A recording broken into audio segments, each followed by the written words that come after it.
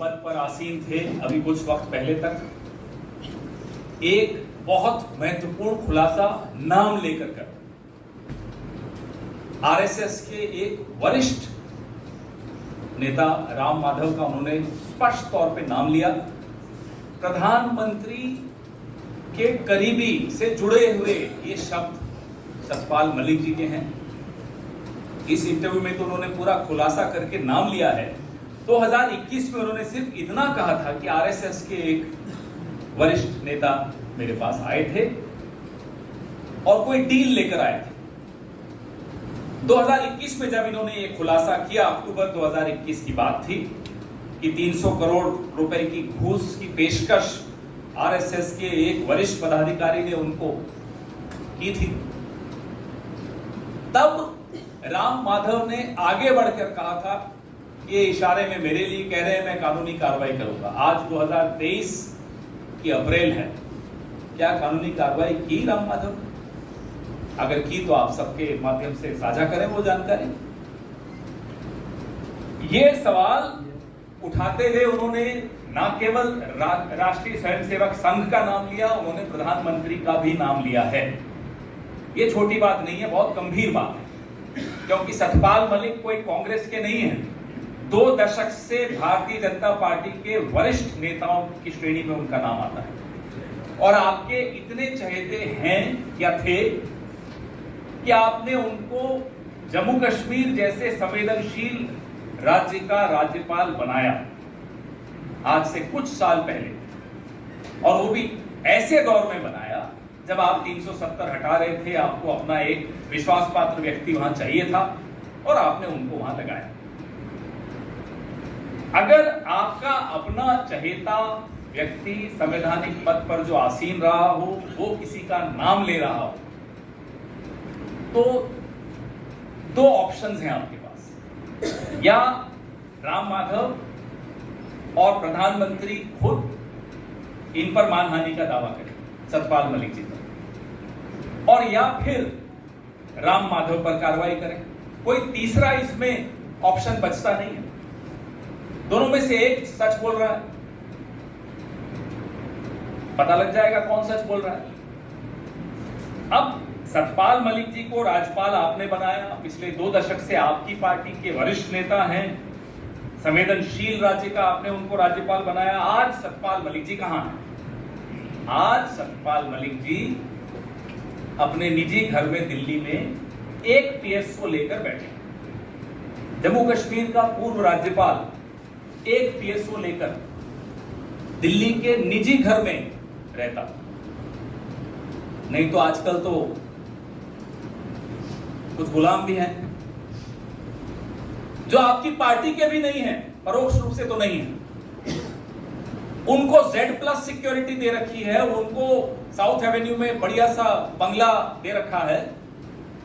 सतपाल मलिक जी से क्या खफा हो गए? क्यों खफा हो गए? वो है जरा खफा, ये तो सबको दिख रहा है। नहीं तो एक पीएसओ, और वो 2 बार चिट्ठी लिख चुके हैं गृह मंत्री को कि मुझे Z+ सिक्योरिटी दी जाए। कोई जवाब नहीं, कोई सुरक्षा नहीं। तो एक तरफ गुलाम नबी आजाद और दूसरी तरफ सतपाल मलिक जी। तुलना कीजिए, एक भाजपा का वरिष्ठ नेता, आपका चहेता, आपकी चॉइस थी, आपने उनको जम्मू कश्मीर का राज्यपाल बनाया। आज उनको आप सुरक्षा तक नहीं देते। नहीं तो जम्मू कश्मीर में तो कोई डॉक्टर किरण पटेल नाम के एक ठग को भी Z+ दे दी थी आपने। तो सतपाल मलिक जी ने ऐसा क्या कर दिया कि उनको आज सजा दी जा रही है? किस बात की सजा दी जा रही है? हम ये सवाल पूछना चाहते हैं। क्या सतपाल मलिक जी को ये फाइलें नहीं क्लियर करने की सजा दी जा रही है? कौन सी फाइलें हैं? इंश्योरेंस की एक स्कीम की फाइल है जिसके बारे में वो इस इंटरव्यू में बता रहे हैं, जिसमें 300 करोड़ की घूस की पेशकश आरएसएस के पदाधिकारी द्वारा इन्हें की गई थी। अब इन्होंने आरएसएस के पदाधिकारी का नाम भी खोल दिया। हो गए 48 घंटे से ऊपर। पिछली बार जब बोले थे तो अक्टूबर 2021 में बोले थे, आज तक कोई केस नहीं हुआ। तो कौन इस बात को दबा रहा है? कौन इस बात से डरा हुआ है? कौन इस बात की सजा सतपाल मलिक जी को दे रहा है? या तो आरएसएस दे रही है या प्रधानमंत्री कार्यालय दे रहा है, क्योंकि इन्हीं दोनों का नाम लिया है। आज से 3 साल पहले इसी प्लेटफॉर्म से मैंने आपके सामने राजस्थान के क्षेत्रीय प्रचारक निम्बाराम जी का भी एक भ्रष्टाचार का वीडियो जारी किया था।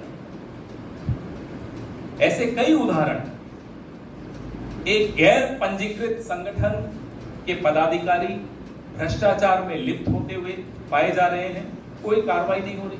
क्यों नहीं हो रही? भाई आप तो अपने आप को गंगा से भी ज्यादा पवित्र बताते हैं।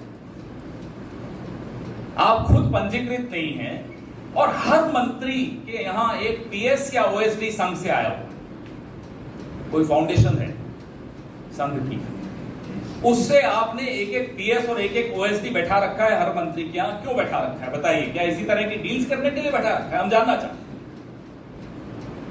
या मंत्री पर नजर रखने के लिए कि कहीं वो अकेला डील ना कर दे?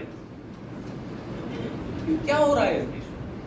आपने चुना, जिन्होंने भी 36-37% लोगों ने भारतीय जनता पार्टी को चुना इस देश के, ये by one get one free की कोई स्कीम चल रही थी कि साथ में आरएसएस भी आएगी और वो डील्स करेंगे ना 300 करोड़ 200 करोड़, क्या है?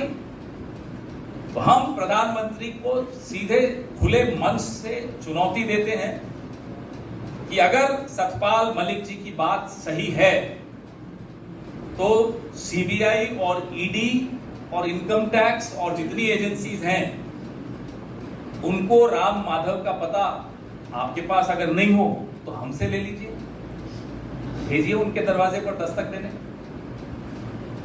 और प्रधानमंत्री से जुड़े हुए और कौन से लोग हैं जिनके बारे में सतपाल मलिक जी इस इंटरव्यू में कह रहे हैं, उन सबके खिलाफ कार्रवाई होनी चाहिए। आपने तो उल्टे सतपाल मलिक को ही सजा दे दी, उनकी सुरक्षा छीन ली, उनसे नौकरी छीन ली, घर बैठा दिया। और अगर सतपाल मलिक जी झूठ बोल रहे हैं तो उनके खिलाफ मानहानि का दावा राम माधव भी करे, संघ भी करे और प्रधानमंत्री कार्यालय भी करे, क्योंकि तीनों बदनाम हो रहे हैं।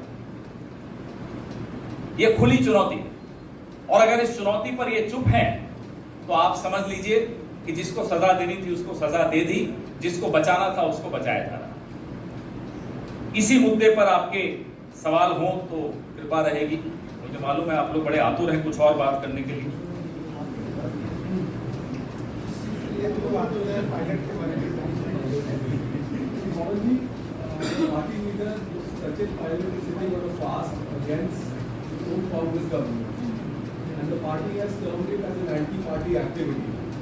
Today sometime, Mr. Jairam Ramesh, General Secretary in charge of the Communication Department, will be issuing a statement.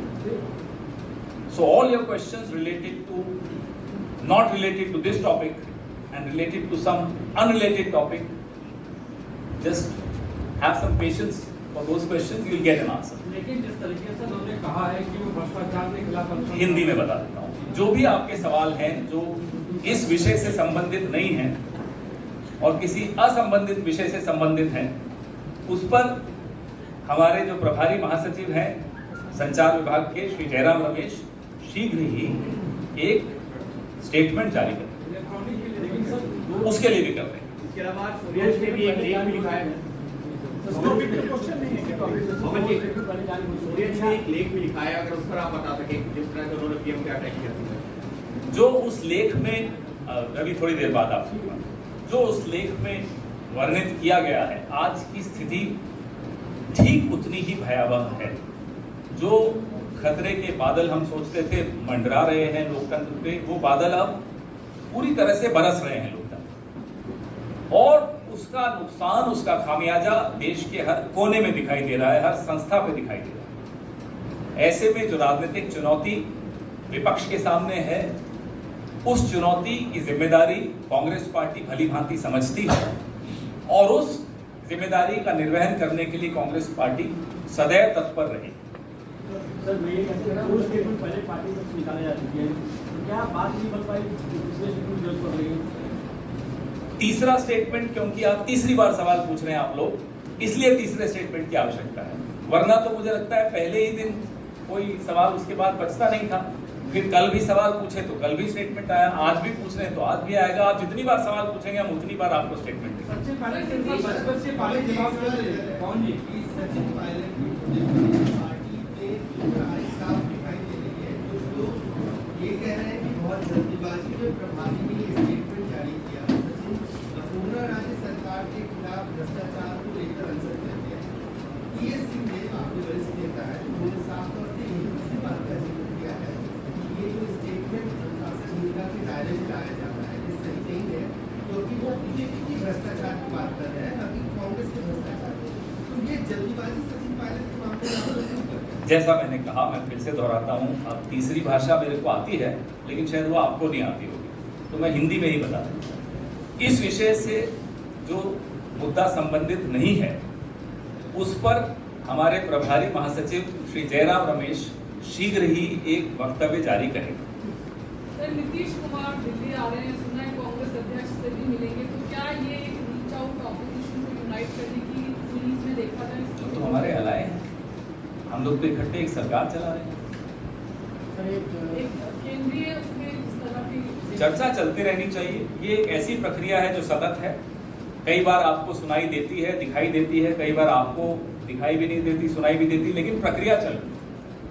आप अपराधवादियों का सवाल उठा रहे हैं, सतपाल मलिक जी का जिस तरीके से बयान आया है कि आप लोग कोर्ट भी जाएंगे, क्यों आप लोग भरोसे हैं? भाई जिनका नाम लिया गया हम तो उनको कह रहे हैं साहब आप कोर्ट जाइए। आपने तो 2021 में खुद कहा था कि मैं दिल्ली लौटने के बाद इसके लिए कानूनी उपाय तलाशूंगा। 3 साल में आपको कानूनी उपाय तलाशते रह गए, अभी तक नहीं मिला। तो जिन्हें कोर्ट जाना चाहिए हम आप सबके माध्यम से उनको कह रहे हैं, या तो आप कोर्ट जाइए और या फिर ये सच है, और अगर ये सच है तो आपके खिलाफ कार्रवाई होनी चाहिए, फिर आपके दरवाजे पे सीबीआई आनी चाहिए, फिर आपको हवाई जहाज से उतरवाना चाहिए। निर्मला सीतारमण को लेकर सवाल है, वो कह रहे हैं कि मीटिंग के दौरान कहा है कि भारत में हिंसा होगी मुसलमानों के खिलाफ।